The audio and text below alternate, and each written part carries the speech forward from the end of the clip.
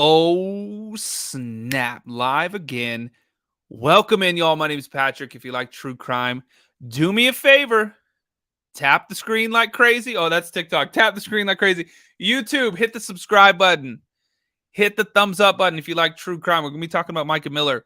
And there's a new document, Micah's List. I saw some people doing some breakdowns of this. I want to check it out. So I waited for y'all. We're going to be talking about that tonight. Crazy stuff happening. Like crazy stuff happening. Some allegations. Some craziness. Justice for Micah, obviously. So here we go. Are you guys ready? Welcome in. TikTok, hit the follow button if you're new here. YouTube, hit the subscribe button. Rumble, hit the follow button. I'm going to shrink myself down and let's just jump right into this. Julie, thanks for the follow. Damn, they're chanting "You can't hide" from the FBI, holding big old posters of J.P. Miller. JP's not God. Whoa. That is chanting in the streets of Myrtle Beach on justice for Micah. That's Micah's voice blaring through the streets in front of Solid Rock Ministries. John Paul Miller, pastime pastor of the Pastime pastor? Lord have mercy. Jamie, thank you for the super sticker. Very sweet of you.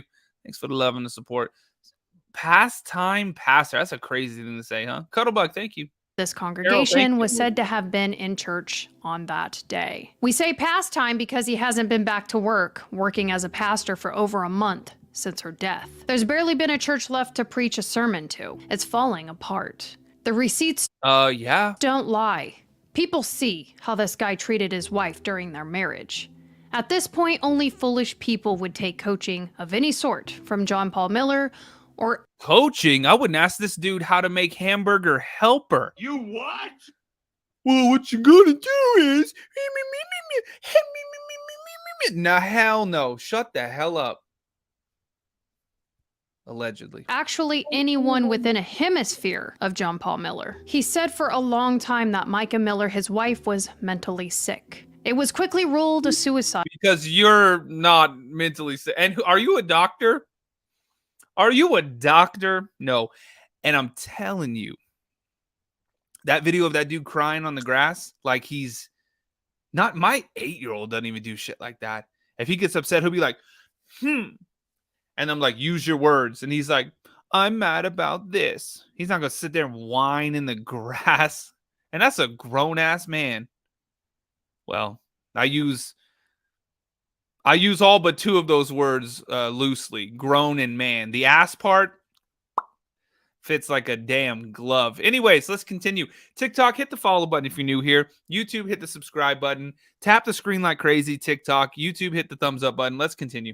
The day that she died because the call that she made to authorities saying, it's over. Here's my location. I'm ending my life, and proof of her purchase of a weapon within hours of her fate. And the forewarning John Paul Miller gave 48 people and counting, according to him, within the final 3 months of her life. He said she needs medication and don't let her get near a weapon. Just the same, he had been placing her in mental hospitals and had been talking about it with his congregation for years. But the source it's you know, one of those things are like where you keep on saying things, like you keep telling somebody something, eventually they start to believe it, right? It's sad, y'all. How dare you? Self is not credible. John Paul Miller, a pathological liar, an addict, unfaithful, abusive, distorted. It doesn't make sense at all because history has repeated itself. Allison Williams just filed an affidavit exposing all that we covered in the past content. A predator, a fraud, it's all there. Micah wanted out. She took a trip to Africa with other members. Unfortunately, she should have never been in. Oh, it just sucks that dude sucked her into his web of shit. Members of the church. Her heart still very fragile at the time back in October of 2023. Wiley, thank you. And she was reminded on that trip that God hates divorce. So she canceled the divorce proceedings she filed before she took that trip. Thought it was her calling to be back with her husband. A man who would hook up with men in front of her, talk down to her and punish her, and get her to take testosterone for his own pleasure. You what? What? What the fuck? Man, this is crazy. The hell is wrong with these people? With that guy. This loser right here, and anybody on this guy's bench. Holy hell. TikTok, by the way, if you want to watch the video, pop over to YouTube. We're live on YouTube right now as well. Search the Mystery Project. YouTube, do the thing, share it out. And we're also live on Rumble as well. Shout out to Rumble. We got about 100 people watching on Rumble too, so shout out to y'all as well. Hit that thumbs up button, y'all. Share this out, and let's keep on going. This is a long one tonight too, y'all. This is going to be a long episode. Pleasurable needs. Even though he had promised so many people in his life that he would change his ways, he didn't. He just carried Micah down into it. Yep. And it was very dark. Micah proceeded again to get out of the marriage. Suddenly, Micah died. The crime scene made no sense. Law enforcement cut corners and trusted that it was just a suicide, and they cremated her urgently at her husband John Paul Miller's request. Is it reasonable for us to believe that he kicked his wife around and broke her spirit for years, and then suddenly believe that when she leaves him, tragically ends up dead? Is he right when he tells us that he too wants justice for Micah? Where do we What's crazy too is that happens, right? Unexplained, or not unexplained, but like weird circumstances, and his little mistress, his little paramour, if you will. I learned that word. It's not just a band. Her husband also very strange circumstances. How dare you? Stand with this case? Well, there's been new information. Guys, JP is Spider-Man. Oh, sweet baby Jesus. I saw this video. I almost threw up in my mouth.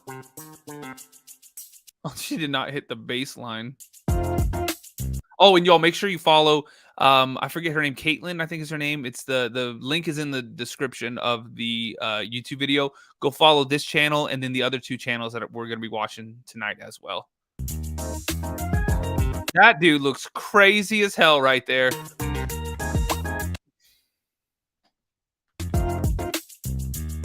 Are you serious?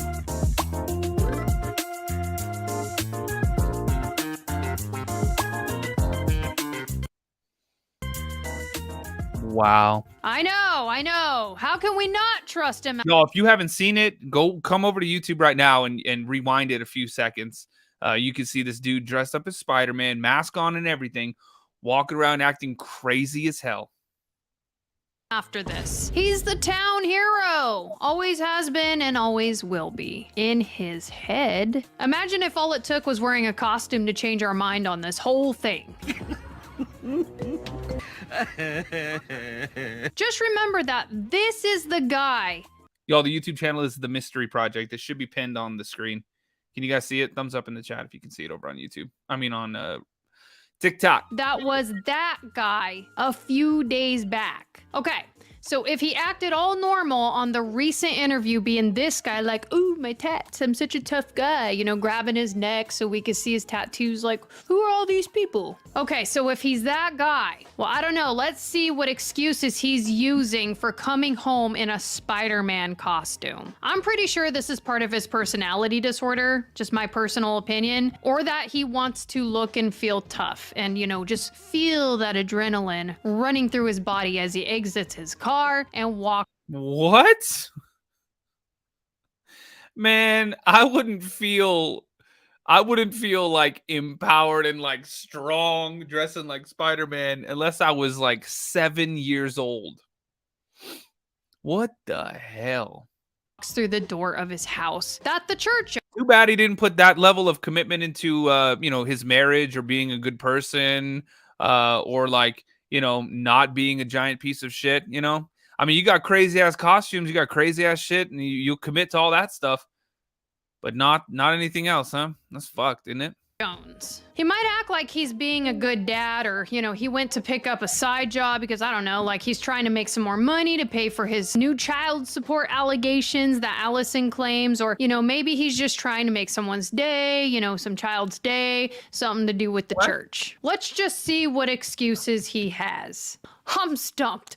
Oh, I God. need to go to school for this one. I can't even pretend to understand what is going on here. Okay, credit For owed real, where though. credit is due. And some of this credit goes to Magnolia on Twitter. She put out some inside information about some more of these mind games that JP plays. And they're all bad.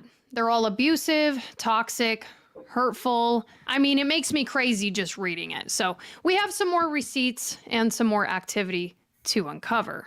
First of all, news reported that Micah kept a journal. However, I was just listening to her sister come out on an interview today that I'm currently going through, and the sister claims journals.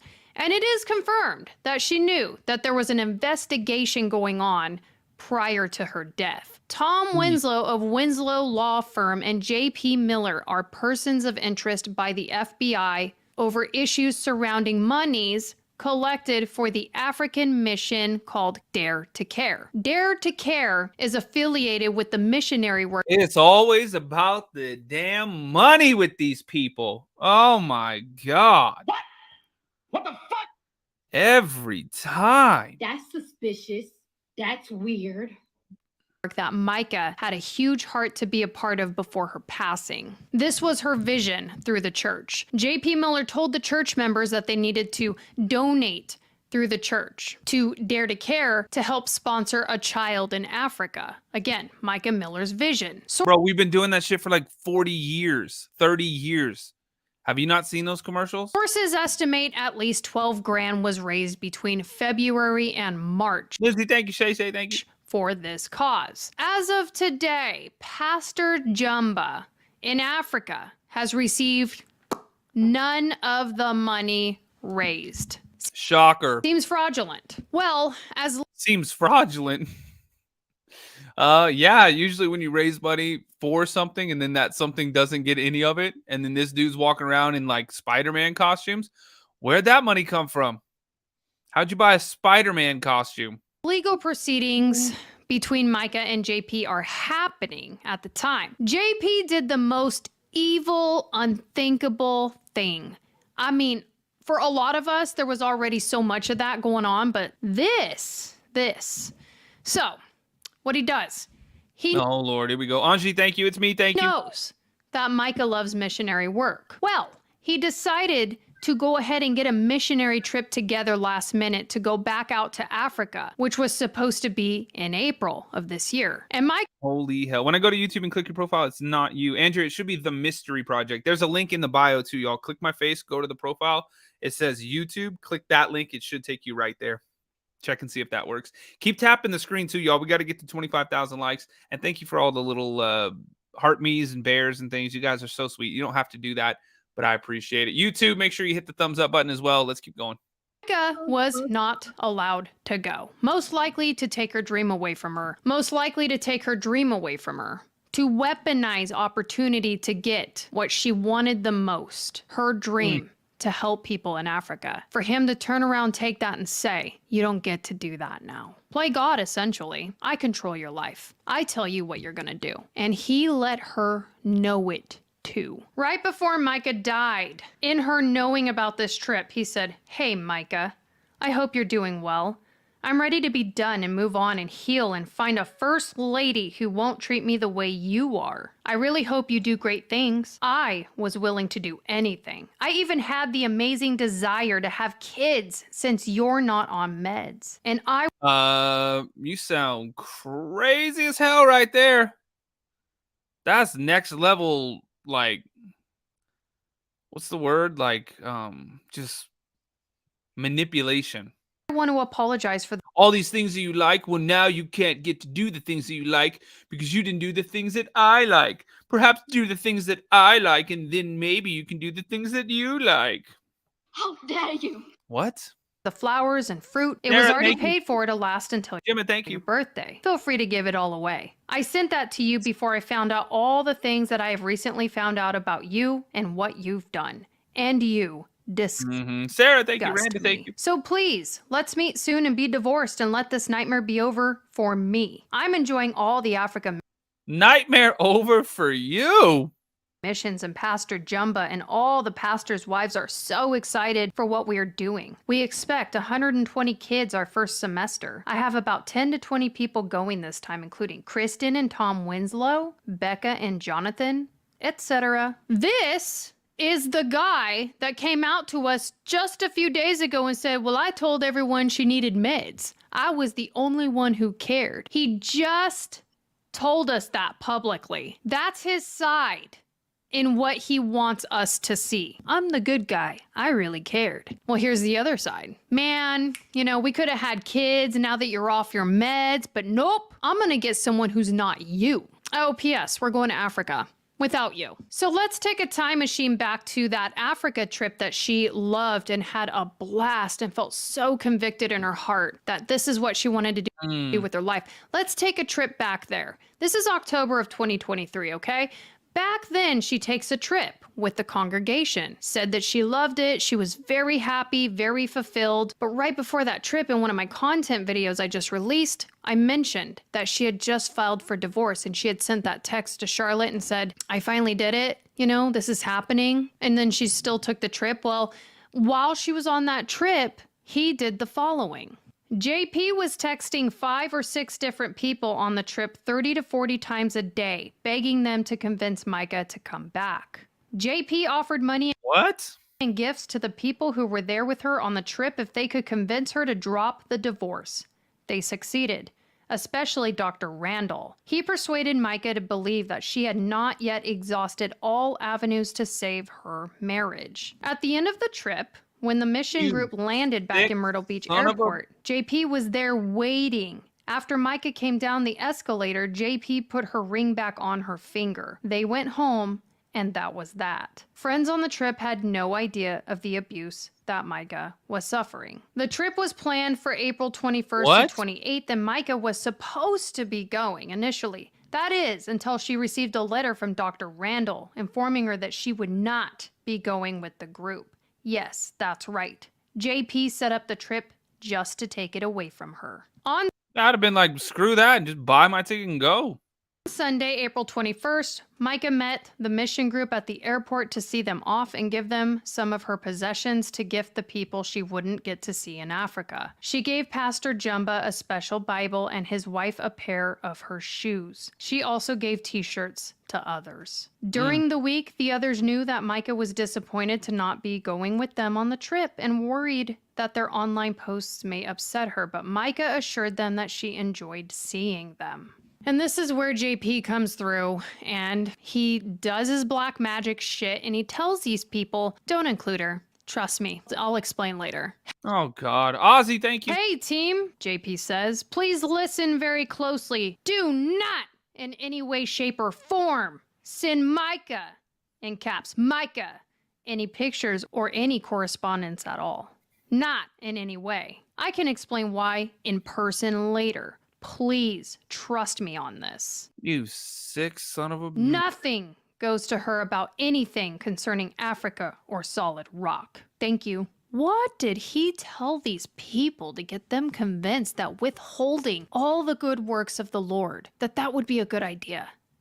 Remember, probably some of the craziest shit we could think of. This guy raised thousands for this cause. Money from the congregation. This is supposed to feed children and build lives, and he's holding back information on what his church is doing just to tease Micah. What in the heck did he tell these people? She even did nothing but excellent deeds for them and encouraged them to be happy and doing something wonderful. Ever have that happen to you? I know I have. Showing integrity and then you still come up the rotten apple in conversation, that's the worst. The betrayal is super infuriating. It's crushing. It makes you not want to do anything for anyone after that. It really does, but you have to rise above it somehow. You still have to collect yourself, and you still have to be a good person, and you have to carry on. Against all odds. Never.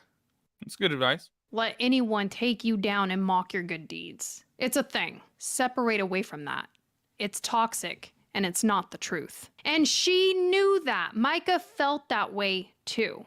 She felt excluded and hurt and bullied out of the people that she trusted, out there living her dream. Okay, she did nothing to these people. Now, some people really loved her and helped her in her last few months leading to her death. She was on her way. She was strong, man. And she told these people that she was Like her friend Charlotte. wanting to fulfill that dream. And she still expressed to people. She still carried on. She was getting away from that toxicity, right? Like what I'm saying. And she told these people that she still wanted to fulfill this dream. Like she still had it, you know? He hadn't taken it from her yet. He wasn't going to, bottom line. But JP, he had a mission. He wanted to stop her. And my fear is that he knew he wasn't going to be able to do that. My fear is that he took it a step further and he did something far worse than we can imagine to do something about that. My fear is that he was 15 steps ahead of us all back when he started telling people, keep her on her meds and get her away from weapons. That he's like this. He's dangerous.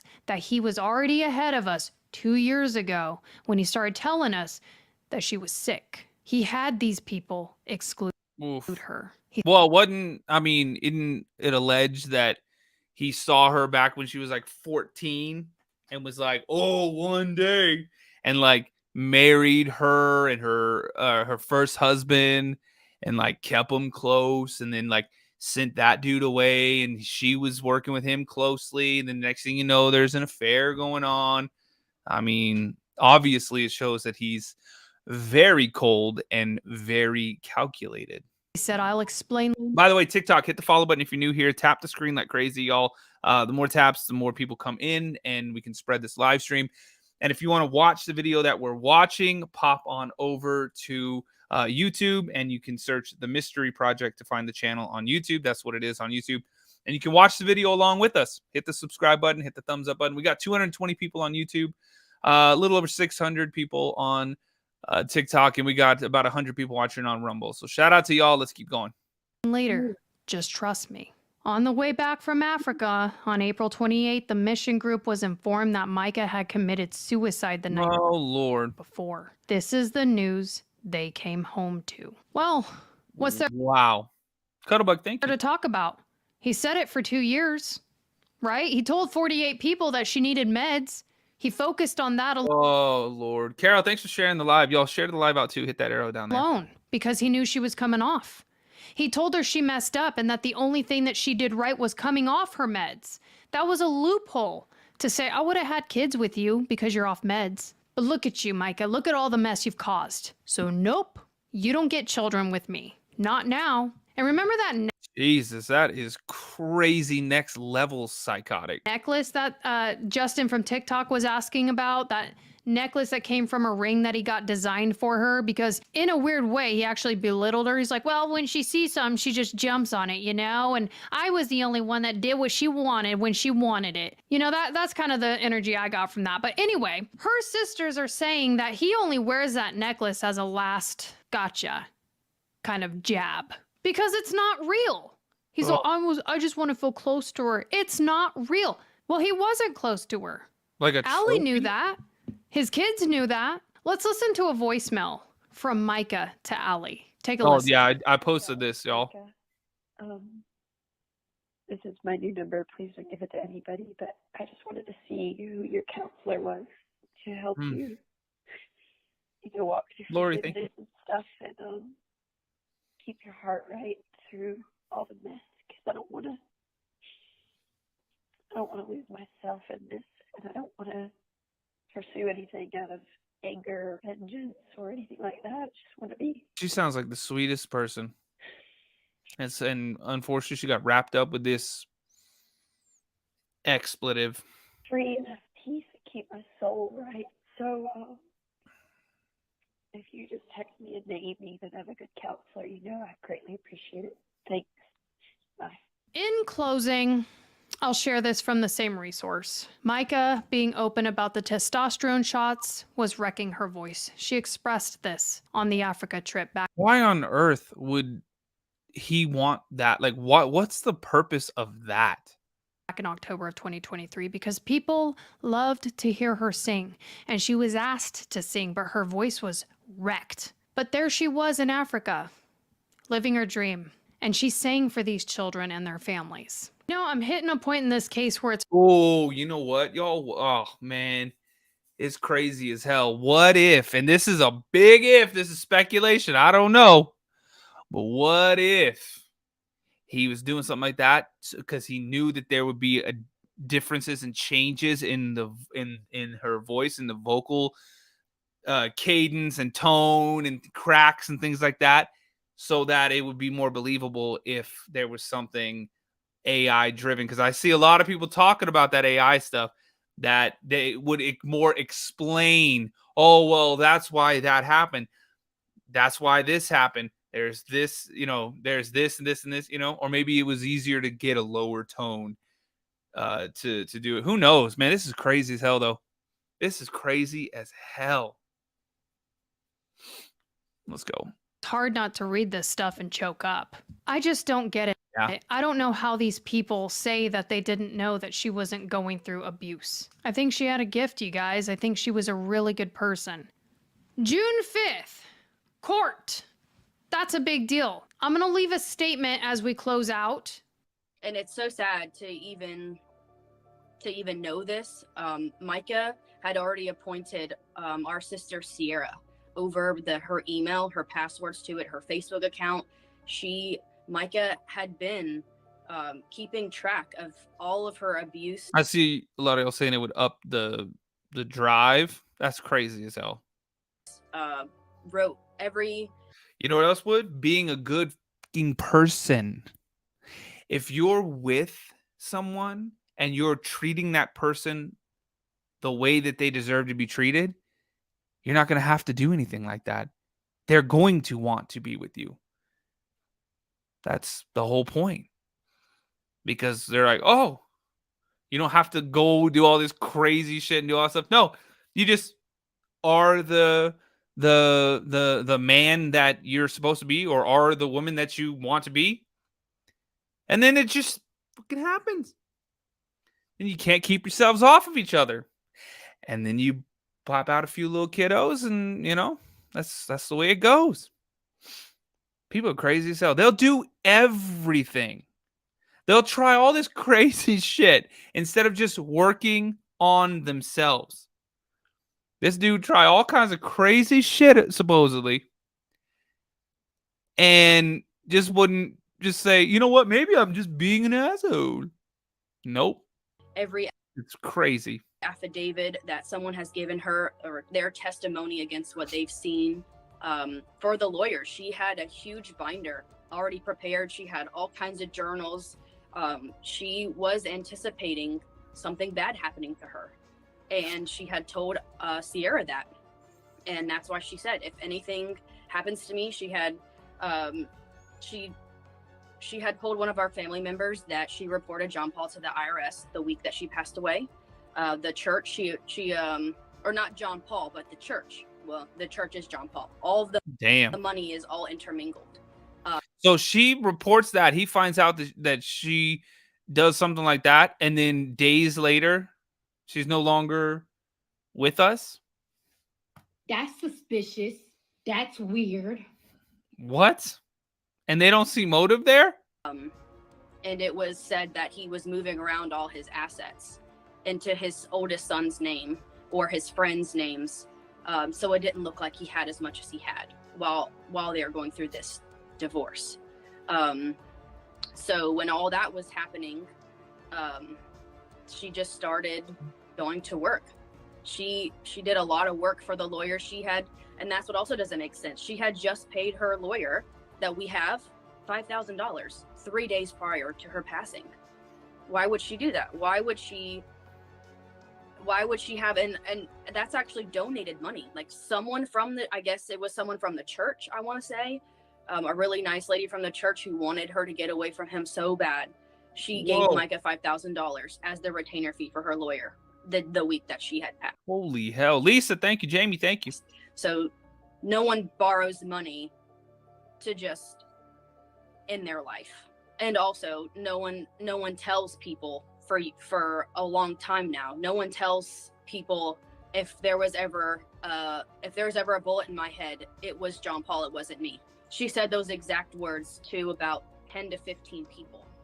I have a good feeling. I have a good feeling that this is going to lean in a good direction.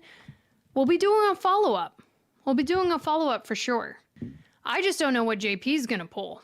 I mean, I have an idea of how he operates, but I don't think like him, so I really couldn't tell you what to expect. But just remember, these people, they're ahead. I mean, mark my words, he's got a whole trap going on. I'm eager to see what that is. Thank you guys so much for tuning in. I really appreciate your time in following this case. I promise we're gonna get to some other cases here shortly. However, I just feel this calling in my heart right now to continue covering Micah's story. This is a fabulous case to bring awareness and honor to someone as awesome as Micah was. Oh, man. We're talking about the Mica Miller case, folks. Continuous coverage. Very busy last couple days for me. I was just at J. Peters' job, the J. Peters Bar and Grill, which was Mica Miller's job, and me and Magnolia was able to speak to a co-worker of Mica Miller. We learned a lot. Video on that is coming out very, very soon. Wendy, thank you. Still a continuous mystery. I could just say a mystery. Last night was able to speak to and meet Micah's family. Very, very nice people, and you know, they wanted to share a lot about Micah's law. We're talking about Micah's law that hopefully will get passed sometime this year, by the end of the year in South Carolina here. You know, if Micah's law was in play, Micah could still be alive. She could still be alive. But over here, folks, we're going to talk about, and I titled this video, Dr. Wayne Miller, Suspicious Fires. And we talked about, yeah, did y'all see this about these like weird fires that happened back in like the 80s and 90s and stuff? That's what this video was talking about. Before. Come on in, everyone. I don't see a lot of people in right now. I think my notification button is a little bit this is the first live I did today. But suspicious fires, folks. And this site right here, and I'm going to take you out and just show you, was site of a 1999 fire. Tabernacle Baptist Church, ran by Wayne Miller. We spoke about any French Canadians in here? These fires, and there was another one location in Florence. I'm in Florence. I'm right off of I-95. Courtney said, "JP text my boyfriend." Oh snap! Like when is that true? I go out, I'm about to go outside right now and just show you around for a minute. Two locations in Florence, South Carolina, one in 1980 and one in 1999. There was two fires that he ran. So this the guy in the middle is John Paul Miller's father, Dr. Reginald Wayne Miller. Very man, some of the things I heard about this dude, crazy as hell. Sketchy character, to say the least. He got federally indicted for forced labor and bringing people in from overseas to do cheap labor at his church under false pretenses. He was held accountable for that. 2005-ish, around that time, he was arrested for exposing himself to undercover officers in Horry County. You what? My God. Talked about that. There's talks that he could be possibly wanted in Pakistan, or at least authorities want to speak to him, and he got kicked out of Pakistan because of inappropriate contact with children. Holy hell, man, you gonna burn in hell for that. And some people say that he actually does teachings right now at First Academy, which is right next to the Solid Rock Church. So a lot of baggage, a lot of bad behaviors by this guy. But what piques my interest are these fires. In one location here in 1999. Now, I am at the location. I'm going to tell you exactly where I'm at. I am right off of I-95 in Florence, South Carolina. So it's you know, it's an hour and a half from the Myrtle Beach area. But in the 1990s and 1980, the Tabernacle Baptist Church, or the Baptist Church and Glory Land Bible College, had locations in this area.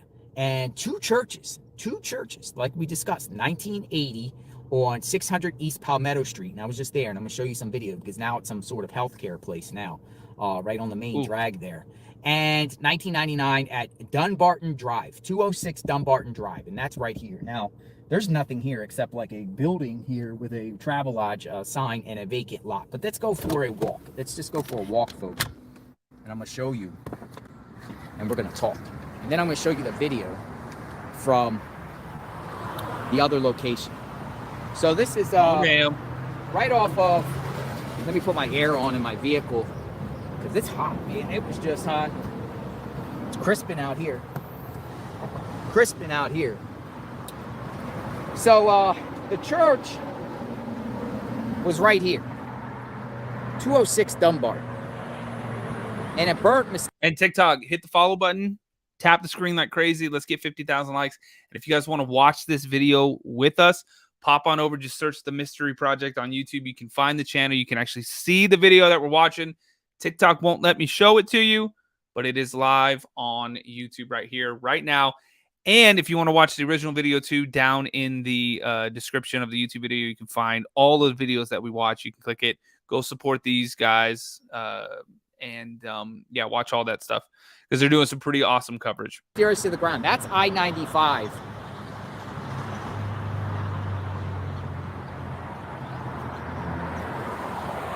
And then what you see is a truck going to be pulling out here. It's this lot right here. Now, I don't know if this is part of the property here or whatnot.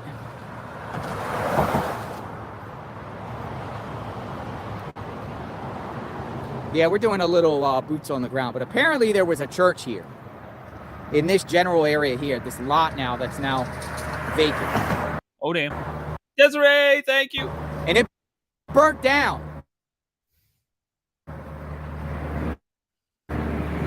1990. Oh, he's right next to the road, so you hear all these loud-ass cars. Under mysterious circumstances. Kimberly, thank you. And now it's just a bunch of trees next to a Target, or Target as some people would call it, next to Target. Jamie, the YouTube is called The Mystery Project. If you want to come over to YouTube, The Mystery Project. It should be pinned on the screen, y'all. Can you see it? Would you guys just type it in the chat? Everybody watching, like the mods and everybody, would you just type in The Mystery Project? I-95 right there. Exit ramp. But what in the world happened here in 1999? What happened at this location here in 1999? I was going to come out here and speak to whoever owns the property. I thought there would be some sort of, at least some other business that got rebuilt, but it doesn't look like it's anything of anything. Now, why was there a church here? And tell me about this fire. It looks like there's a creek here. Yeah, there is. There's a creek right there.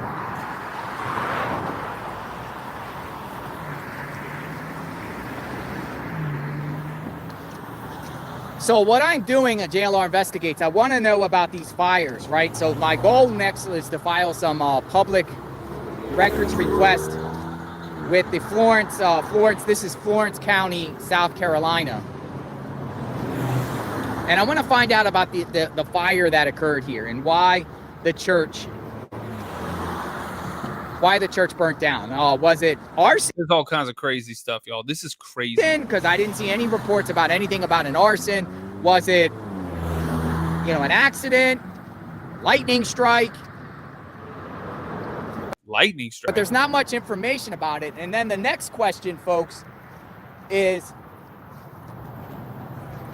did Reginald Wayne Miller collect, or John Paul Miller, or the Miller family, did they collect any money because of the fire that happened here? Did they receive any money, insurance-wise? Because 1999 it happened here. 20 years prior, or 19 years prior, another fire occurred on 600 East Palmetto, all ran by Reginald Wayne Miller. Now, the one on East Palmetto was up for the church was there for 30-something years. Man, this is bringing up some good points, because if people are capable of doing things like this, what else are they capable of doing? You know what I mean? It's like, you don't just go into oh, let me just commit arson. Woo! And that's it. You know what I mean? You don't just start off being I got this crazy idea, stick with me here, but what if we, you know, commit insurance fraud and arson and stuff? What makes do you think like that?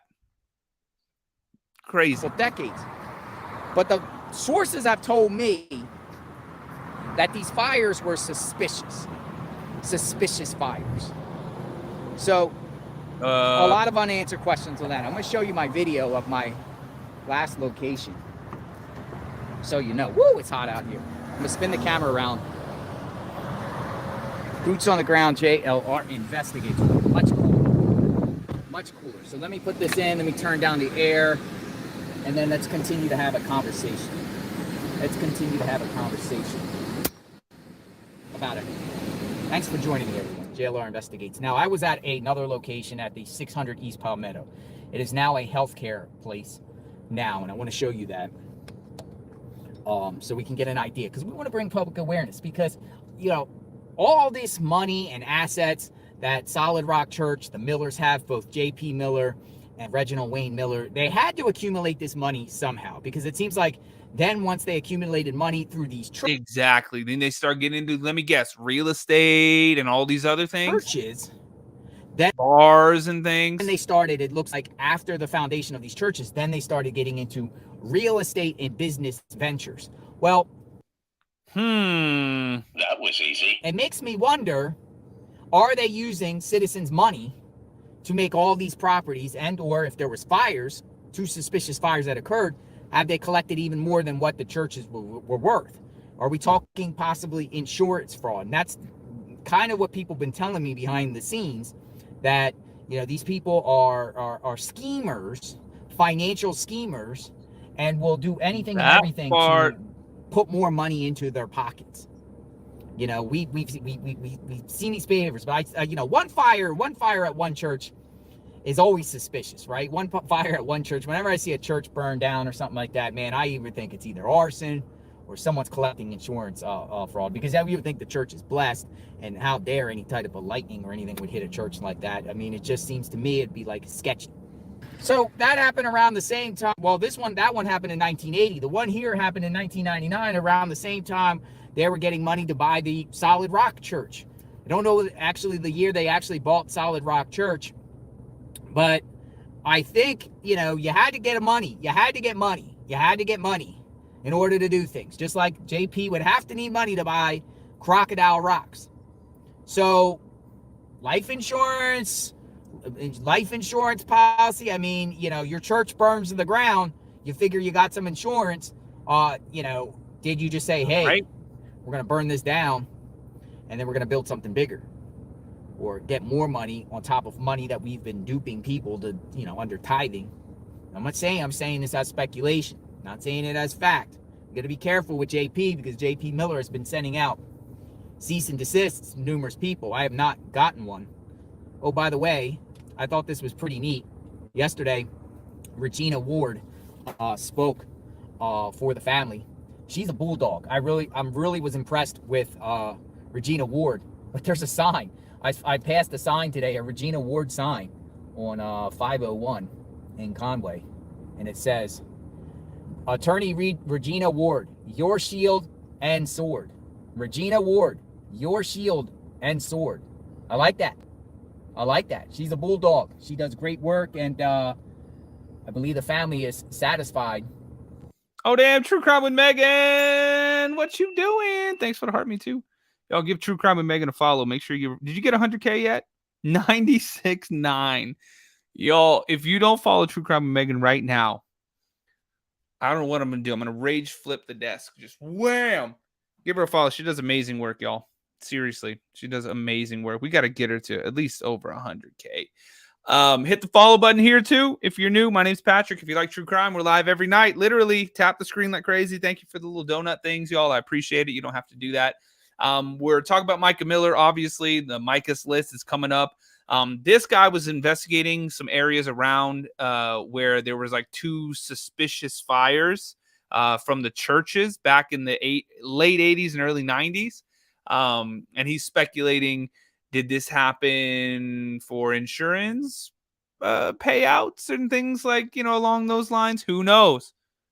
It's crazy as hell, though. But this guy's doing some really good investigating. So let's keep on going. And if you want to watch the video TikTok, pop on over to YouTube and search The Mystery Project. That's my channel on YouTube. You can watch the video along with us. And the link is in the bio too, y'all. Click my face, go to the profile, bam, click the YouTube. And y'all hit that little thehauntedSide.com, little off the grid action, y'all. ThehauntedSide.com. The link is down there too. You can support the channel that way as well. All right, let's continue on with her work. Micah's law is going to get passed more than likely. Seems like there's going to be a lot of pressure, and they want a subcommittee. They want a subcommittee on this. Now, Regina Ward and Micah's father, Michael, spoke last night on News Nation. I want to share that clip with all of you. We're sharing what other people have been sharing. We're getting insight as each day unfolds.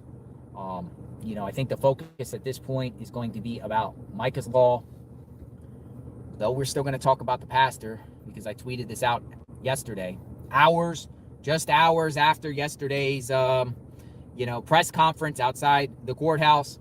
Mr. John Paul Miller has been seen driving around in his DeLorean, and I put the tweet out. This was given to me, so we have a lot of sources on the ground, and there was a blonde chick in the front seat. Too bad when he reaches 88 miles an hour, he doesn't just like go tear through into a volcano.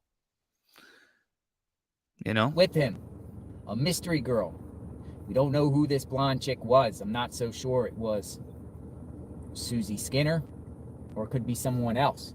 John Paul Miller spotted in his DeLorean with a blonde female. This is just hours after the attorney for Mica Miller gave a press conference calling for Micah's law to be passed. Look at this. He's going back to the future, folks. Comic Con, Spider-Man, driving around in a DeLorean, and that is not Justin on TikTok's DeLorean. He clarified that he has a DeLorean himself. But it seems like this has been parked in his garage. People actually still have those? And this is right across the street there is where that church, the new church site, is being built. Actually, it says Faro Parkway, Socasti, 707. There's a sign right there with it. So he's driving around hopscotch in the Horry County, running around in a DeLorean. I don't know if he's trying to jump into the future or take himself back in time because and erase everything that up to this day, because he's in some big trouble, folks. And this might be just a way for him to escape, or is he just giving a middle finger at everyone, saying, screw everybody, I'm going to be doing what I do. Some people say this is a slap in the face, considering all these assets that he has and the tragedy that happened to Micah. I asked Micah's family yesterday, do you think JP belongs in prison? I don't know if you checked out that interview, but I'll let you should. What do y'all think? Thumbs up in the chat. What do y'all think? Does he belong behind bars? Let me know. Thumbs up, thumbs down. Check out that interview, because one gave a response, the other gave a head nod, and the other one didn't answer. But, should John Paul Miller be in prison? What's your thoughts? Should he be in prison? Hey, see, there you go. I say, considering if Micah's law was in play, I think he should have. I think he should be at least held accountable and arrested.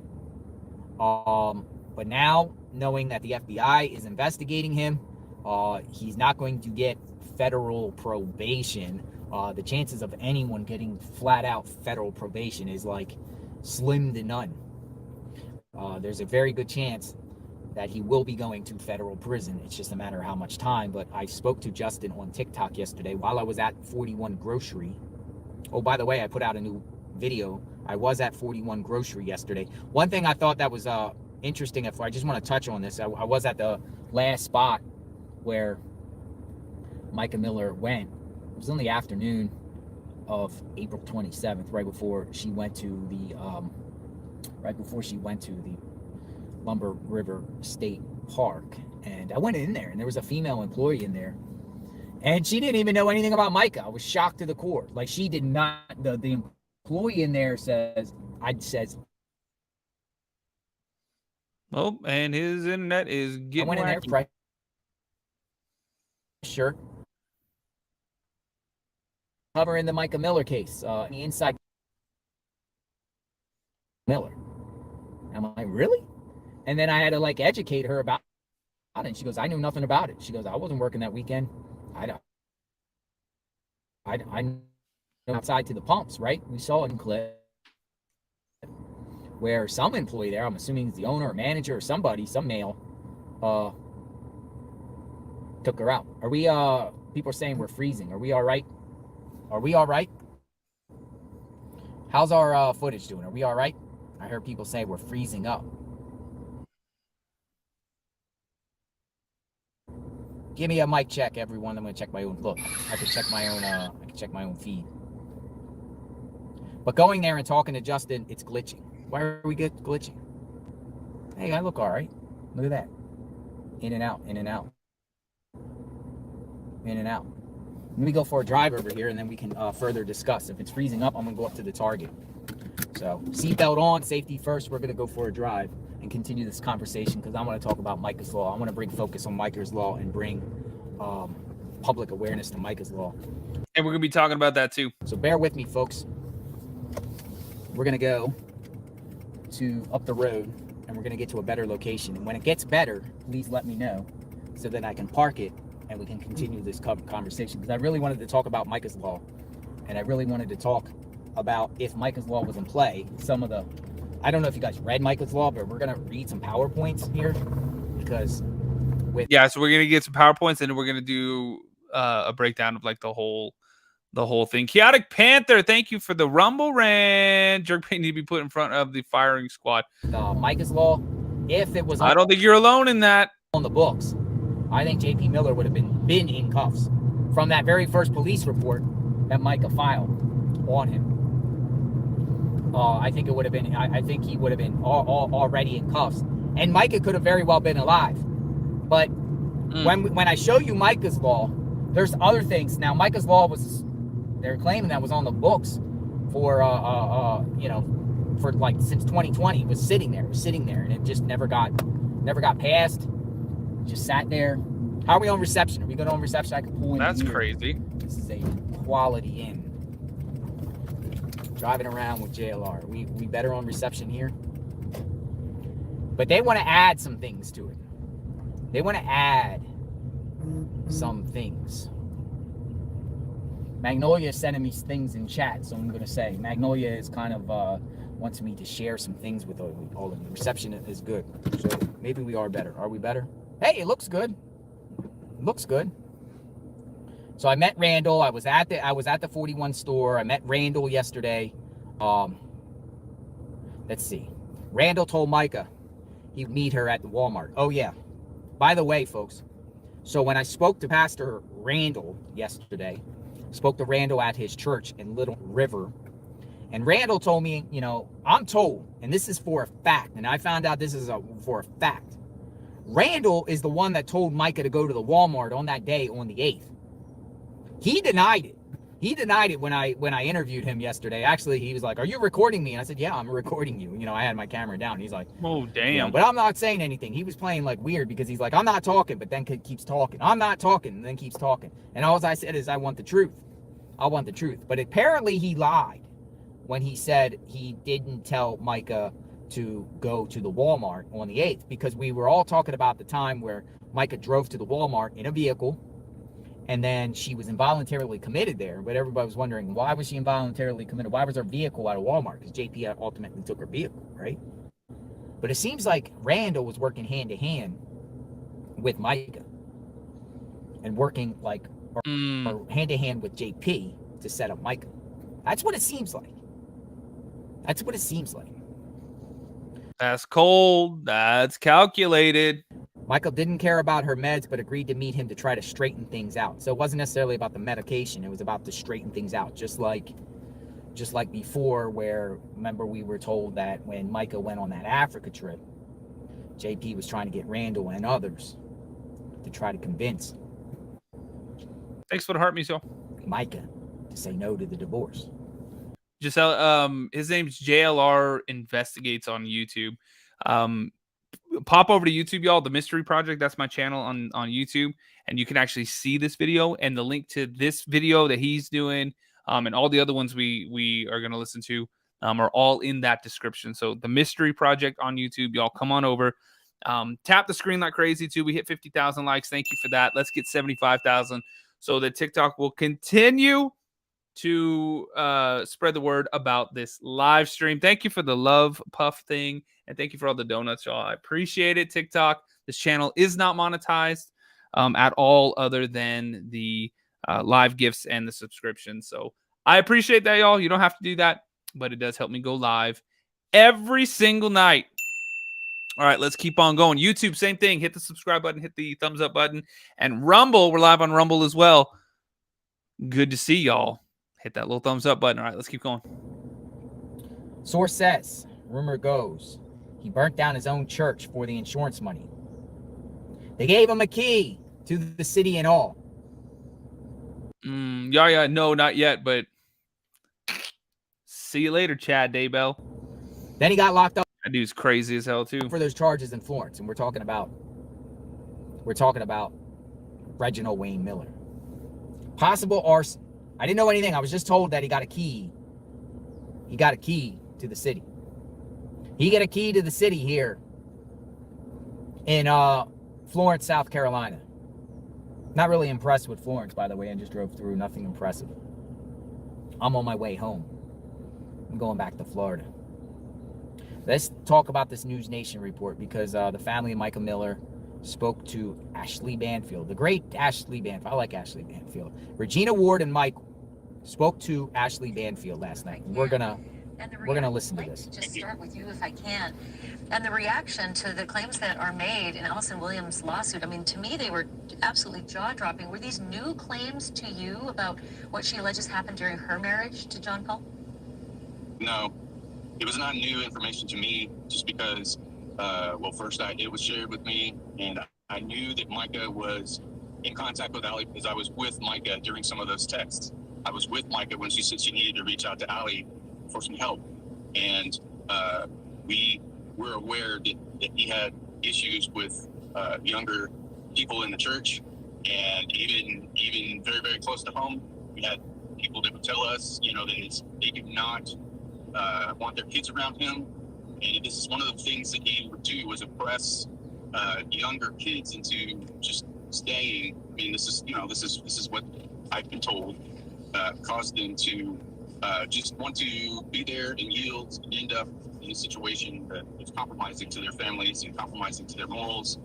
And this is just something that is quite shocking, but at the same time, it is, if you see his messages, if you hear the things he talks about, there's a lot of foreshadowing, there's a lot of demeaning talk towards women, and there it is, and it's just laughed off, and it is it's not a shock. What Allison put out is we much appreciate it. It is going to be better timing in the sense of helping people understand the character of this is Micah's dad that's talking, y'all. This man, and it's very important. The truth is out. Allison's a truthful person, so is Micah, and we need more people that can vouch and show. I mean, they've been answered in court as being truthful people, so we need to listen to them. Regina, as an attorney, I'd like you to weigh in on the allegations that Allison makes. I mean, these are big. Repeatedly Shouty Billy Joe, thank you. Wendy, thank you. Faithful, okay, I have heard that before, but regularly hiring prostitutes, and then this bombshell, quote, sexually inappropriate with several underage female members. Dear God. End quote, of Solid. Yeah, you're gonna burn in hell for all that, dude. Church. She says that these female members spoke to her and tried to get justice, but were told by police, he's a pastor, it's not gonna happen. And the fact that Allison tried to speak to the police, she says the police just said you'll look like a disgruntled party to a divorce. As an attorney, give me your thoughts. Yeah, I've actually read those pleadings that were filed, and Allison had mentioned that when she went to tell the police about what these young ladies had told her about, that there was a concern that with all the circumstances surrounding it, that it may not, take it seriously. That's really disconcerting. They should have gone and investigated further, in my opinion. and looked a little further into that. Right. Unfortunately, whenever divorce pleadings are filed, about every action that you take, people are, or I shouldn't say people, but the judges or opposing counsel are suspicious that whatever you're doing may be something to,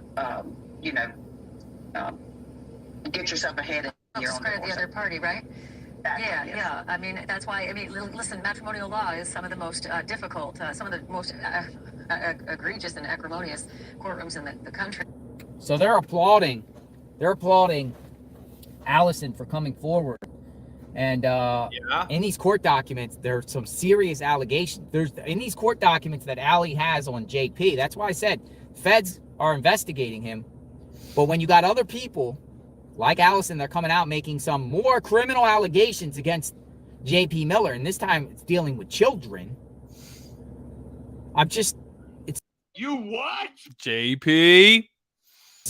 One, it's weird that authorities would turn a blind eye on that and just say, oh, you're just a disgruntled ex-wife, and not take it seriously. But it's out there again in these new court documents. Makes me wonder if there'll be new investigations. New, could it be Horry County, Myrtle Beach, FBI investigating stuff? What's going on at Solid Rock Church? So that's the latest on that aspect. We'll see what happens. Micah's laws here is very, very powerful, folks. And if this was on the books, I think Micah could have been alive.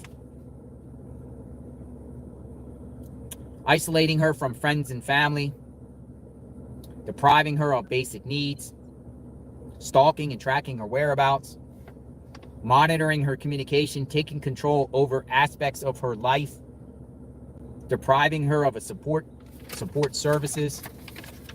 I mean, the list just goes on and on and on.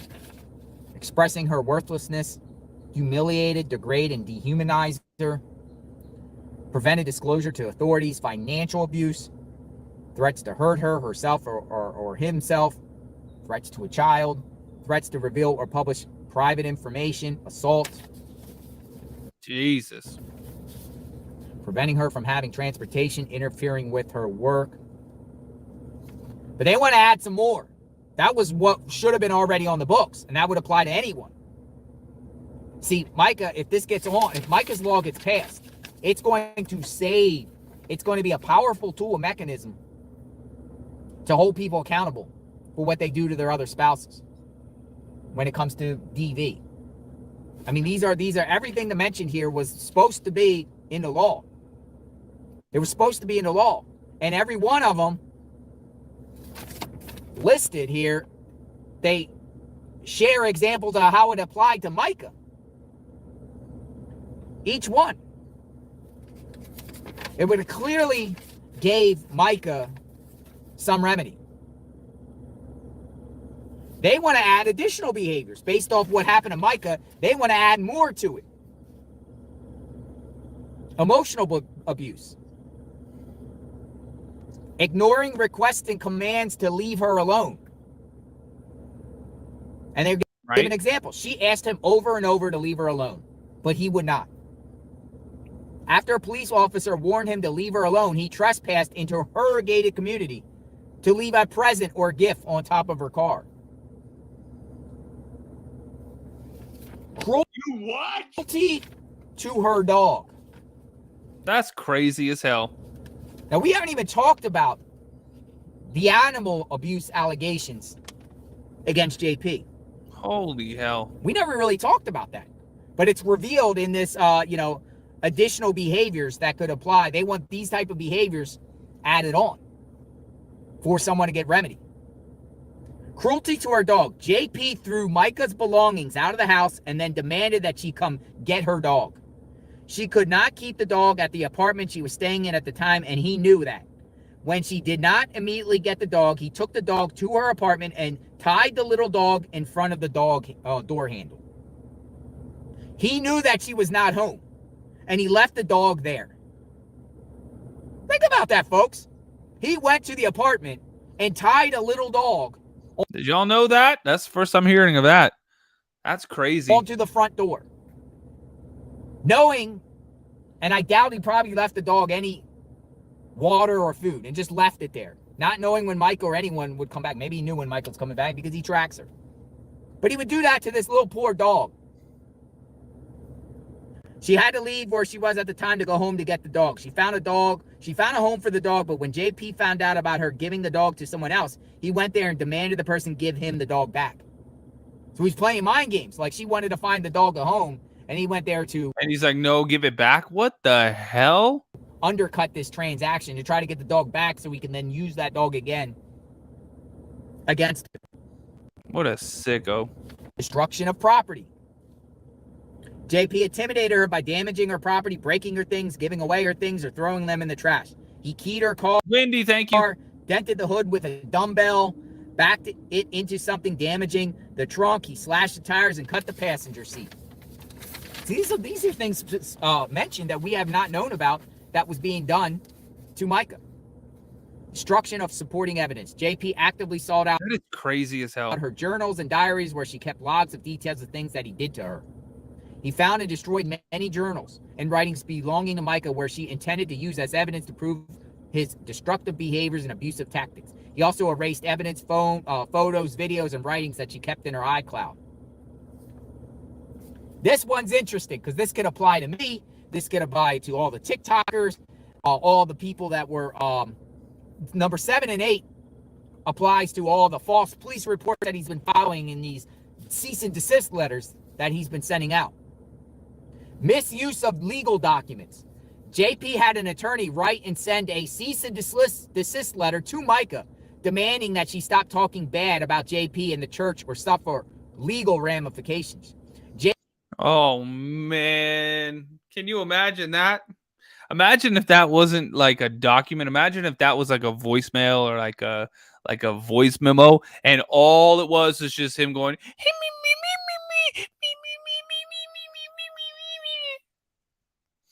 disgusting. JP had a lawyer draft a post-nuptial agreement and demand that she sign it, giving up certain marital rights before he would allow her to return to the marriage. JP used a lawyer to draft a separation agreement. Jan, thank you. With one-sided terms. Marley, thank you. And demand that she sign it without the benefit of representation. Maybe they should add about him using the legal process to send out fraudulent cease and desists to try to scare people from talking. You know, they don't. Anyone that talks, JP apparently sends these letters too. Misuse of legal process. JP filed papers twice in probate court to have her involuntarily committed, claiming she was a maniac and asking for a mental health evaluation, claiming she was a danger to herself.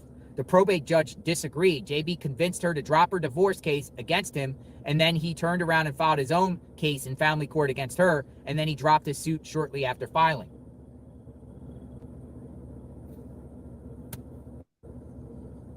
Adultery. JP cheated on her many times. He sent nude pictures of himself to other women. He paid a woman from church $10,000. Oh, God. Thank God those haven't surfaced. To destroy a video of himself. He flirted with other women. He sexted and dated other women. He paid for sex with both women and men, people known as prostitutes. Oh, my God.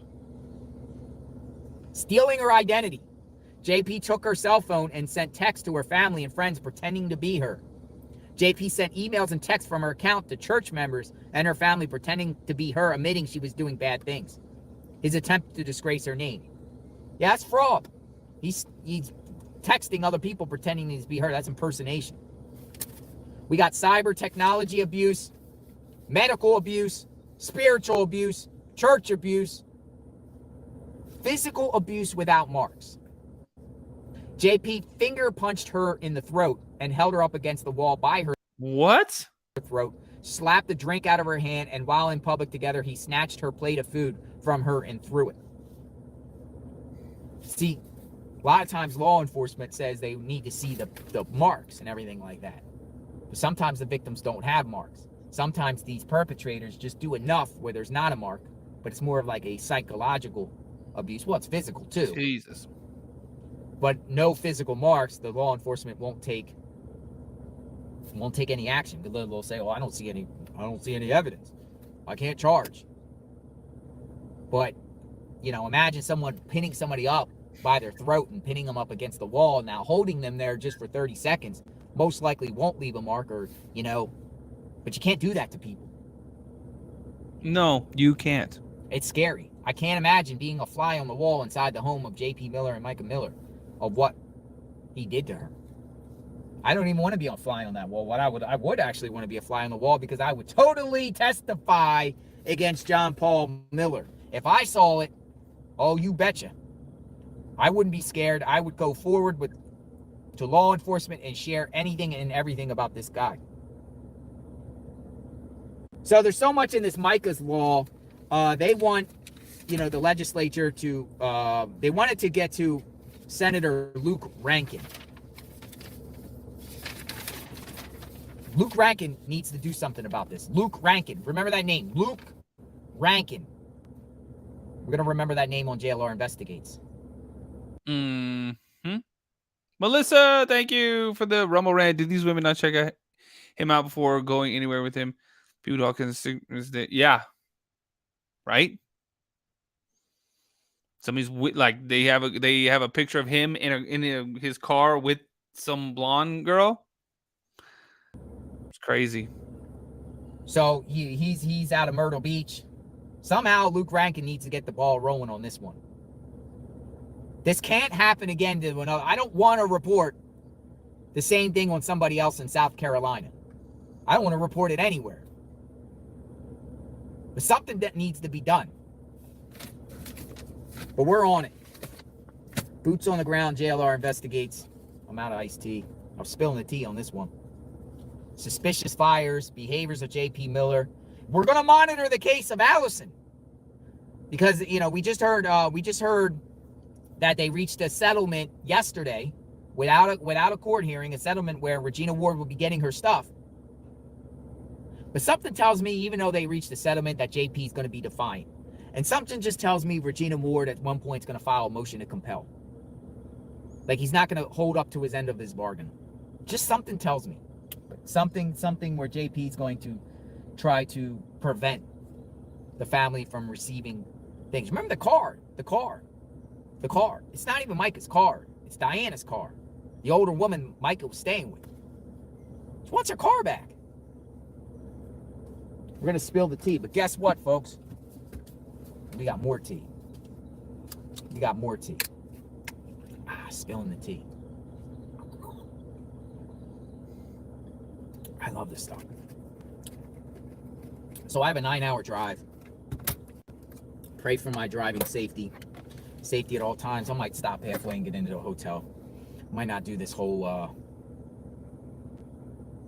might not do this. Oh, yeah. Great question. Somebody said, what is J.P. Miller's groundbreaking stuff he was supposed to drop? Remember, he told Justin on TikTok that he was supposed to drop this affidavit and documents this week. Where is it? All while he still needs to mourn his wife, while he's being seen with one girl named Az at the beach, shirtless. And then he was just seen in a DeLorean with another female. Where's this bombshell stuff that he was going to share? And how is he going to seek justice for Micah, like he claims? That remains to be seen. JLR Investigates. We are... Man, that dude is crazy as hell. Walking around in Spider-Man. The JP looks like he was bit by a regular spider and then just like put the suit on and was like, I got some cool stuff. No, dude, you just got bit by like a regular ass spider. Justice for Micah for sure. If you want to share, I'm gonna post the I was at Jay Peters today, her job site. So I'll be posting that video in a couple hours. Went to the gas station. Spoke to numerous people, including Micah's family. We have a strong source space. Magnolia's phone is full of people that we've connected with in Horry County. So, I mean, I can say everybody that we've met that is, you know, knows Micah, they're all good quality people. Debbie, thank you, man. They're the nicest people. I mean, they are genuinely nice. She had a support group that were good people. and they tried her best. She wanted to get away from this guy, and she was making steps, and she did everything she was supposed to do legally to get away from this guy. Yet he just was like a gnat, a little nuisance, like one of those gnats that just keep coming and coming, and you're swatting this gnat. Get away from me, get away from me. And this guy just came back. He was just tormenting her and torturing her nonstop, like a little bee, and just keeps stinging her and stinging her and stinging her. And she's trying to get away. She literally is not playing mind games with him.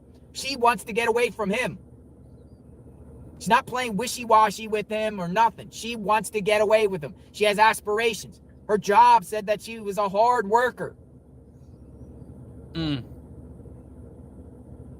this guy did everything humanly possible to make her life miserable, and it was torture. I believe it was, based off what I've read. Do you believe it? Or are we saying that, JP? Absolutely. Brooke, thank you so much. Coming in hot. I appreciate it. Damn. He had every opportunity to go out there and set the record straight, and he has not done that. Does anyone think that JP is actually as justified in doing everything that we've heard? Look at Micah's list. Regina lays it down with the help of the family. Examples of everything from isolating the family to taking control of aspects of her life and financial abuse and all types of many abuse and, humiliating her. So how will he be able to defend himself from each one? He can't. And he hasn't. Why? Because his lawyer advised him not to. But somehow, in his mind, he thinks he's a victim. He literally thinks he's a victim. It's crazy as hell. I don't. That's right. Thank you, Miss RN. Thank you. Shout out to the nurses. See how you can even be a victim when you're accused of all this stuff. Micah's list. So we're going to do our best to get Micah's law passed on JLR Investigate. So more to come. I'm going to reach out to Rankin. Try to get Rankin Rankin on the record and ask Rankin, what's he going to do about this? We are Micah's army. Justice for Micah. All right, folks, JLR Investigates. Thanks for watching this particular segment. Hopefully you got something out of it. I'll post some videos later on. Boots on the ground. Again, we have a lot of sources and some people we're going to plan on interviewing some more people that were centered around Micah's Light to share some insight. And we got eyes on JP. Whole world is watching JP, matter of fact. What's going to happen? Right. What's going to happen with the church? Is the church going to get shut down? Is he going to go back and preach? Is he just... Is there anything that's going to be left of it? My word. Melissa, his spidey sense is off. I'd love to get a fly swatter after him. Melissa, I see what you did there. Thank you for the Rumble rant too. Very sweet. Thanks for the support. Just waiting for this all to just blow. And this one's almost over, y'all. And then we're going to go into the stream where the guy actually was talking about that whole list, Micah's list. So here we go. TikTok, hit the follow button if you're new here. Tap the screen like crazy. Thank you for being here. Hit the follow button if you like true crime. My name is Patrick. Just like the starfish, that's what I was going to say. Welcome in. I go live every single night. Pop on over to YouTube if you want to watch the video with us so you can actually see the video. It's the Mystery Project. It should be pinned on the screen up here somewhere. The Mystery Project. That's where you can find the YouTube channel. That's my channel. Go subscribe and watch the video along with us. All right, let's keep going. Here's the next one. Where he comes back out of the woodwork. Is he going to get involved with other females now that Micah's not around? Is he going to move on really quickly and be with another female? I feel very concerned about anyone. He's on with all kinds of people. Lisa, thank you. Anyone that affiliates themselves with JP Miller. Ooh, true that. All right, here we go. Without further ado, I want to get into this part of the document. The document that was passed out was 15 pages, which included sample letters to senators and representatives to try to pass what they are now calling Micah's Law. And part of it has, I think there are probably 5 or 6 pages. 1, 2, 3, 4, 5, 6, 5 pages of it are examples of the things that J.P. Miller, that they're alleging that J.P. Miller did to Micah in order to have abusive, coercive control over her. And of course, it starts out saying, keep in mind that all of the following allegations were taken from Micah's verbal story, her diaries, journals, and writings she left behind regarding her husband, John Paul Miller, also known as JP. Mr. Miller has not been arrested or charged with any crime related to Micah ever. Notice that they had to put in that caveat, related to Micah ever, right? Because we know that there are a couple things out there. Okay, so this is a list, by the way, and I'm sorry to keep going back and forth, but this is, let me see if I can find it here. Yeah, so this is the bill that has been in front of the legislature in South Carolina regarding to coercive control for about 3 years. And what they are doing, what the family is doing, is saying, these are the things that happened to Micah, according to what Micah said and wrote and left behind, that definitely would have been against this law were it passed. But it wasn't. And so, damn. And then they added some things. That's heartbreaking as well. Okay, so let's just go ahead and read through this. This is bombshell stuff, guys. Okay, isolating her from family and friends. JP cut her off from her family and friends, taking her contact list by confiscating her cell phone and hiding it from her, telling her that her family is using her, are not good people, and she should disassociate with them, forbidding her to spend time with friends or questioning her incessantly about it so that the harassment outweighs the benefit of having friendships. DB. Yes. You got a notification. I am glad. Thank you. Okay. B. Depriving her of basic needs. JP would not let her sleep, keeping her up at night and pulling the covers off her every time she dozed off, throwing her clothes on the front lawn of their home. What a weirdo. Dude, JP, did nobody ever tell you that it's her job, it's the lady's job to pull the covers off of us, off of the guys? Everybody knows that. Everybody knows that. And you can do some crazy shit like that just to keep her awake so that she's sleep deprived? You what? Wow. Waking her up and screaming at her incessantly to the point she had to leave to go sleep in her car just to get some peace and rest. Wow. Stalking, tracking her whereabouts. JP hired private investigators to follow and track her and put multiple GPS tracking devices on her car. After they separated, he would follow or find her by GPS tracker, and then he would drive by very slowly to make sure she saw him. He would walk into any place she was and go up to the table or area and make a comment or stand afar so she could see that he was present. That is some crazy. Is creepy. Creepy. Again, these are allegations, right? But we do know, like, we have confirmation about the GPS tracking device. I mean, that was in the police reports. Yeah, he apologized and everything. Okay, monitoring her communications.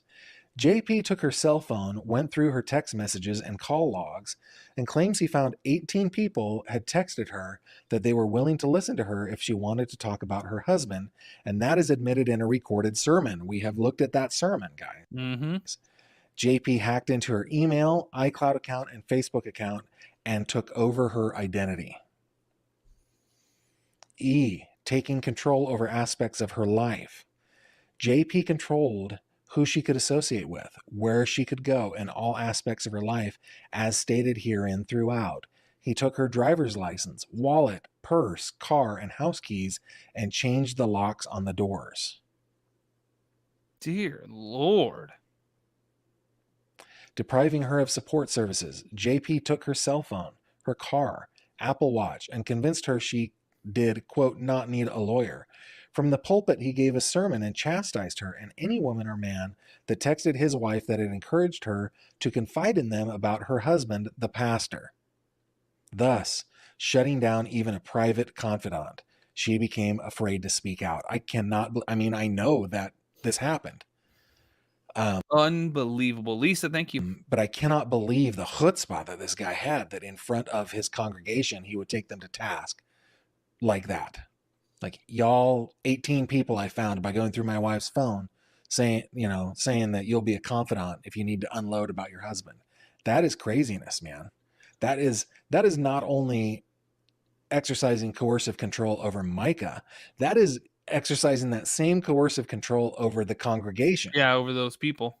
That for some reason, which I just cannot even understand, other than to say, man, he was just a good performer. But so many people in that church stuck with him being their pastor, and I cannot even believe it. It's shocking to me. That's suspicious. That's weird. Expressing her worthlessness, JP told her that she was lazy and mentally ill, that her chest was too small, that her family was ignorant, and they used her, and that she was not a good Christian woman if she questioned him or did not submit to him or keep all his dark secrets. Dude, I don't use this word often. Whoa. But that is pretty evil, man. That is evil. Incredibly evil. Lisa, thank you so much. H humiliated, degraded, and dehumanized her. JP forced her to submit to humiliating acts that disgusted and hurt her. He would tell her she was mentally ill and have her hospitalized against her will. He put her down for having ideas or getting inspired by outside influences. What is that? What is that line from Beauty and the Beast? Like Gaston talking about Belle, you're reading, soon you'll be thinking.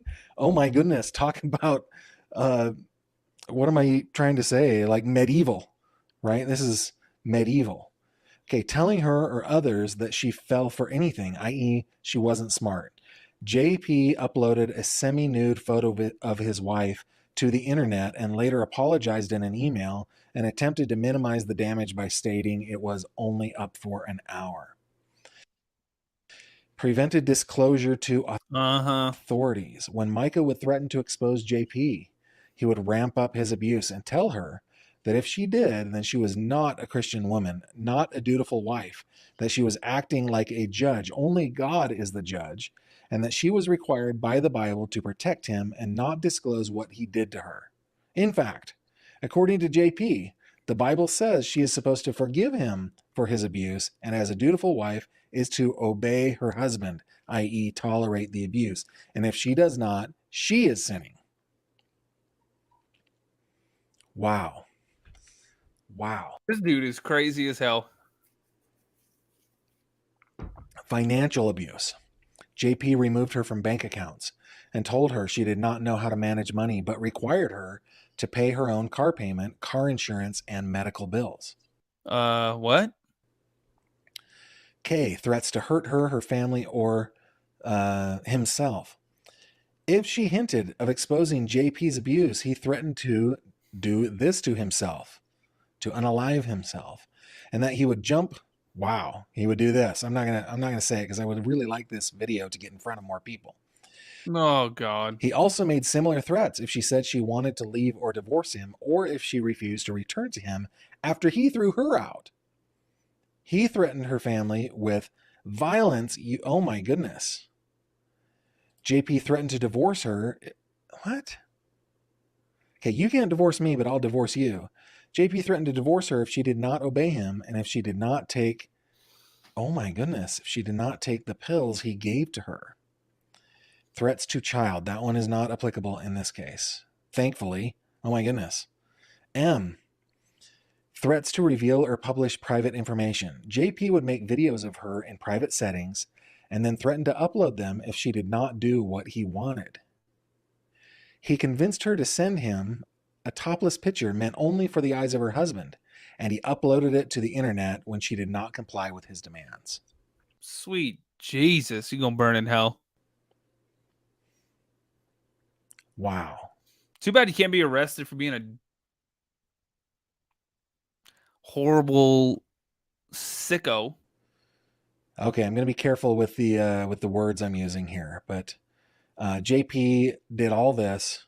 He punched holes in the walls during his fits of rage and said he was, quote, on the way, armed and ready, close quote.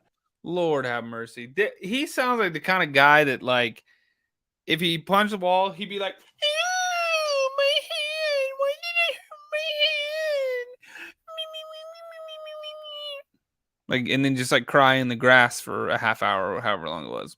When he demanded she leave her sisters and come home, JP kept her in a constant state of panic and fear that she would do something to, quote, trigger him. This one I redacted. Okay, you guys know what it starts with an R. You guys know what it means. Okay. While she was hospitalized, and this just kills me, guys. I don't even want to read this, but it's important. While she was hospitalized, probably because he put her in there, JP demanded that that she have sex with Clank, did he clank? him while she lay in the hospital bed. He forced her to perform these acts against her will and demanded that she watch him in those acts with others and forced her to sit still so others could touch her against her will. JP told her and, quote, preached on Sunday that if she did not submit to his every request for this kind of, for sex in any manner he desired, then it was her fault if he got his needs fulfilled by another woman or man. What? What the fuck?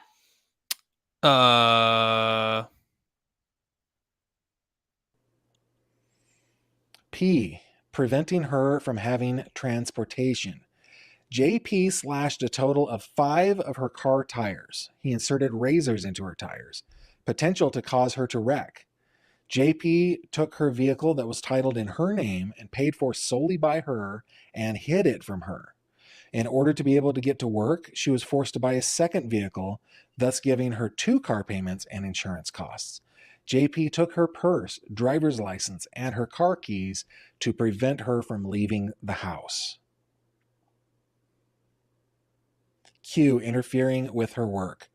When she worked at the church, JP would randomly fire her for disobeying him, and then he would hire her back if she agreed to certain acts or some other list of demands. He allowed or wrote letters to her on church letterhead demeaning her and putting her down.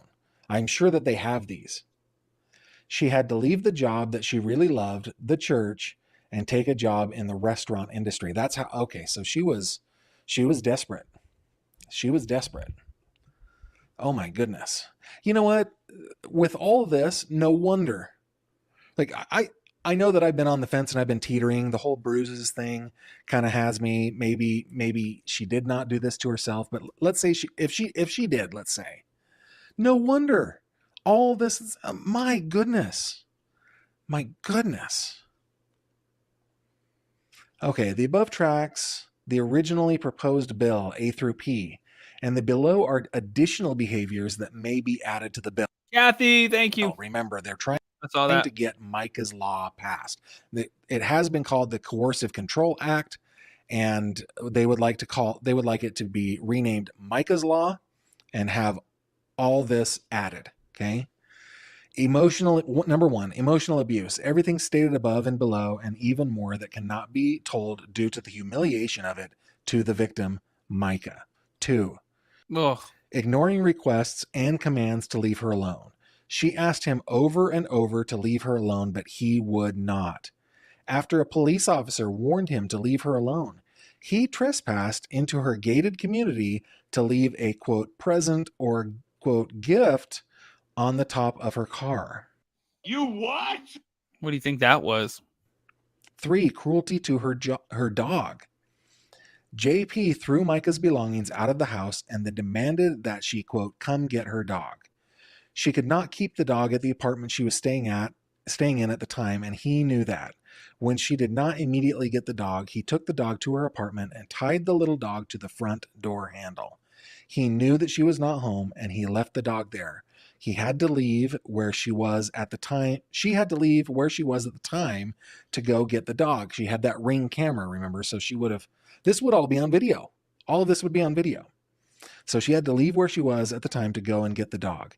She found a home for the dog, but when JP found out about her giving the dog to someone else, he went there and demanded the person give him the dog back. Wow. I would love it if I were that person and he came to my door demanding something back. I would love that. I bet a lot of you would love that. Goodness. I'd be crazier if he tried to break in the house to get the dog back. Bruh. 4, destruction of property. JP intimidated her by damaging her property, breaking her things, giving away her things, or throwing them in the trash. He keyed her car, dented the hood with a dumbbell, backed it into something, damaging the trunk. He slashed the tires and cut up the passenger seat. Destruction of supporting evidence. Oh, this kills me. JP actively sought out her journals and diaries where she kept logs of details of things that he did to her. He found and destroyed many journals and writings belonging to Micah, which she intended to use as evidence to prove his destructive behaviors, of course, and abusive tactics. He also erased evidence, photos, videos, and writings that she kept on her iCloud and cell phone. The lawyer today. Lord have mercy. By the way, TikTok, hit the follow button if you're new here. My name's Patrick. If you like true crime, I'm live every single night. We do all kinds of different cases. Right now, pretty heavily Mica Miller, obviously. Tap the screen like crazy. Come on over to YouTube if you want to watch the videos along with us. The YouTube channel, we do like the simultaneous live streams. So we're live on TikTok, YouTube, and Rumble. So pop over to YouTube and Rumble. Search The Mystery Project. Should be pinned on here if you want to actually see the video and watch the video along with us. Give me a subscribe over there. We're at 9,178 followers or subscribers on YouTube. And y'all on TikTok, we're at 231,574. What? Unbelievable. Thank you for all the love and the support and everything. And y'all, make sure, if you're watching on YouTube and Rumble, make sure you click the links down in the bio and go support this guy, the last guy, and then the girl that we listened to at the beginning. Awesome coverage on this one. Let's keep on going. And TikTok, thank you for the little hearts. I appreciate it. Thank you for the love. All right, let's keep going. By the way, in the press conference, said that she had things in her possession that she was using in the case, in the divorce proceedings, I guess. Okay, number 6, misuse of legal documents.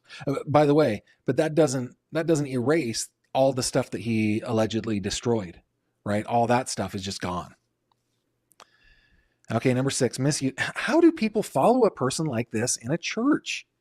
Especially when he's like almost bragging about it in sermons on Sunday. I don't cult get it. Okay, misuse of legal documents. JP had an attorney write and send a cease and desist letter to Micah, demanding that she stop talking bad about JP in the church or suffer legal ramifications. By the way, have you guys seen the letters that have gone out to like YouTubers and podcasters purporting to be from JP Miller's attorney? And if they are real, if it is true, it's so hilarious because the letter demands that these YouTubers stop sharing opinions. Bruh. What? What the fuck? That's not how it works. We can have an opinion about whatever the hell we want to. That's one of the specific things that it demands. Stop sharing opinions. Like, no, I am entitled to my opinion. Amen. And I'm entitled to share my opinion. Amen. Apparently, he had a lawyer send the same kind of thing to Micah. JP had a lawyer draft a post-nuptial agreement and demanded that she sign it, giving up certain marital rights before he would allow her to return to the marriage. JP used a lawyer to draft a separation agreement with one-sided terms and demand that she sign it without the benefit of representation. Misuse of law enforcement. JP called the police on her for no reason. He reported her for a crime she did not commit, making her subject to a police investigation which became unfounded and dropped. The officer allegedly told Micah it was abuse of law and a waste of police time. time. Misuse of legal process. JP filed papers twice in probate court to have her involuntarily committed, claiming she was, quote, manic, and asking for a mental health evaluation, claiming she was a danger to herself. The probate judge disagreed. JP convinced her to drop her divorce case against him, and then turned around and filed his own case in family court against her, and then he dropped his suit shortly after filing. Man, this guy is, what a wacko. If this guy did these things, he is nuts. He's certifiably insane. Yep. Adultery and promiscuity. JP cheated on her many times. He sent nudes of himself to other women. He paid a woman from church $10,000 to destroy an explicit video of himself. You what? Holy hell. He flirted with other women. He sexted and dated other women. He paid for sex with both women and men, people not known as prostitutes. What in the hell? Huh. That makes me, I wonder who those people would be. If he's people in the church paying them for sex. I'm wondering if it's any of the parishioners, any of the members of the congregation of Solid Rock. Oh, stealing her identity. JP took her cell phone and sent texts to her family and friends pretending to be her. If they're following him with all this crazy shit and people are like, oh my God, no, Jesus, you know, that's usually what crazy people, cult leaders, they do.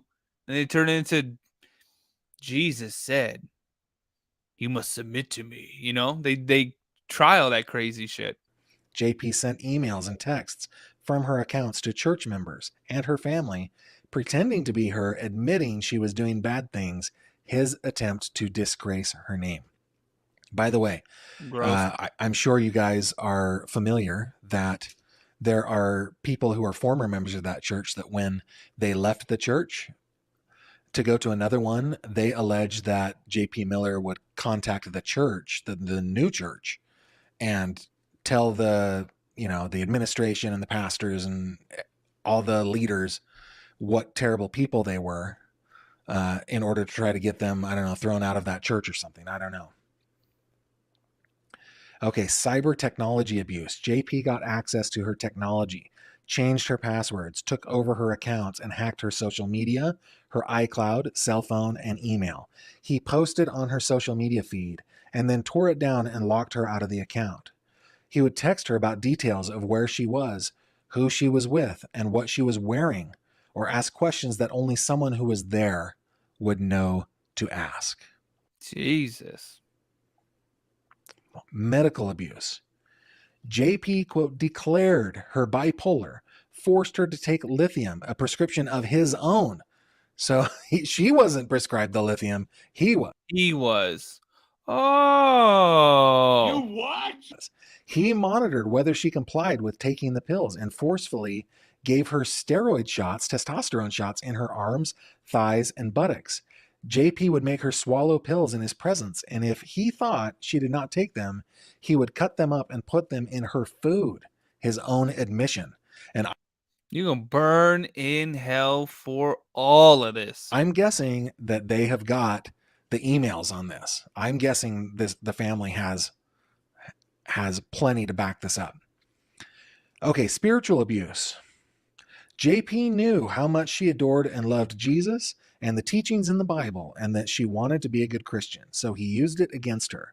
When she wanted to divorce, he told her God hates divorce and it is a sin. By the way, she even said that. She even said that. We're going in her video. to watch that video. Hang on just a second. When he would do, when he would do terrible, terrible things to her, he would tell her that God said she cannot judge him, and as a good Christian, she is to forgive him, and even more so as his wife. Let me see if I can find this video.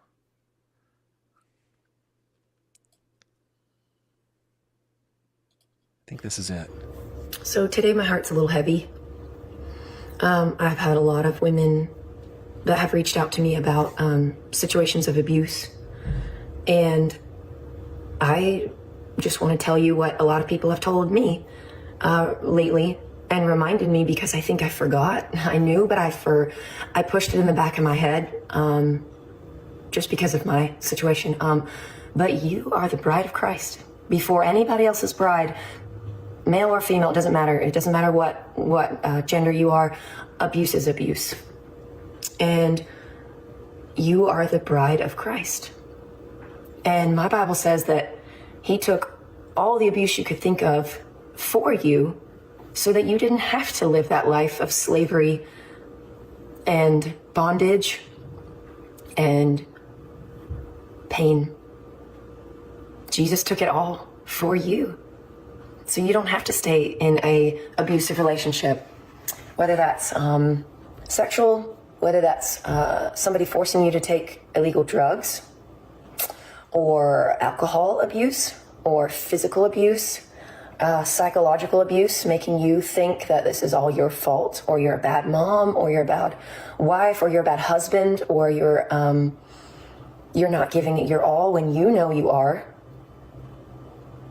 God hates divorce. Here it is. But why? According to everybody I've asked and the scriptures that I've found, it's because it hurts people. But does abuse hurt people? How do you think God feels about that? So, yeah. I want to remind. So that just brings me right back to this, right? So she's being told that God hates divorce and it's a sin. And when he would do terrible, terrible things to her, he would tell her that God said she can't judge him. And as a good Christian, she is to forgive him, and even more so as a wife. What? What the fuck? That's next level, just disgusting. Goodness. I just want to shake him. I'll join you in that, good sir. Allegedly. And he meant allegedly too. Church abuse. JP weaponized the church against her and often used the pulpit to give sermons that were really messages to Micah to correct her ways, or were directives to her, or sometimes used to demean her by name to the congregation. Why did he do this? Angela, thank you.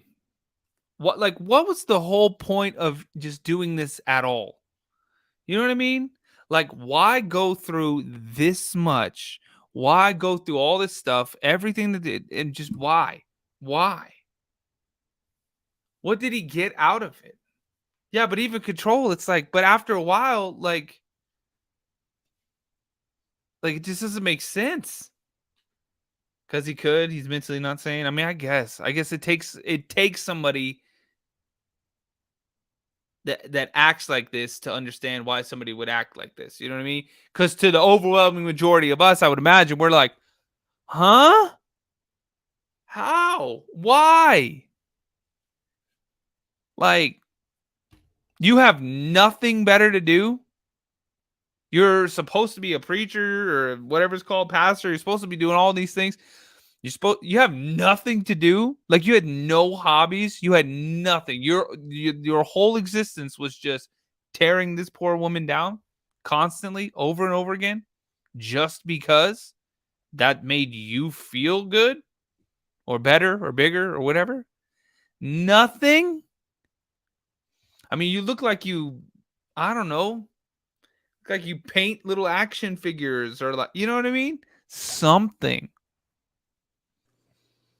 She felt strongly about tithing to the church, but JP refused to tithe with his own church for about 4 months. Wow. He encouraged the congregation to do so, but he wouldn't. Wow. This was very upsetting to her. He wrote letters to her on church letterhead for the purpose of harassment. 15. Phone calls to everyone. JP found out that she went to another church. He called the pastor to, quote, explain her issues. JP found out she got back in touch with a female friend. He called her to, quote, see what was going on. JP called and texted her family. JP called her work. JP called her roommate, her godmother. JP called members of the congregation. JP called her lawyer after she passed away to tell his side of the story and to ask for Micah's retainer money to be refunded to him. You what? My God. Wow. The chutzpah, man. And the physical abuse without marks, number 16. JP, what? Finger punched her in the throat. He held her up against the wall by her throat, slapped a drink out of her hand, and while out in public together, he snatched her plate of food from her and threw it. That is Micah's list, guys. And that is a despicable list if the allegations on this list are true against Pastor Miller, and I have no reason to believe that they are not. Oh my God. That was a lot, y'all. That was a lot. Lord have mercy. I'm going to jump off now. I got to go to sleep. Oh, man. I got to go watch some reruns of something funny. Because this dude is crazy as hell. TikTok, thanks for being here. Hit that follow button before you go. Thank you for all the love, the support. YouTube, make sure you hit the follow or the subscribe button and the thumbs up button. Leave me some comments, y'all. I love you guys. Thank you so much. I'll see y'all tomorrow night. Be safe out there.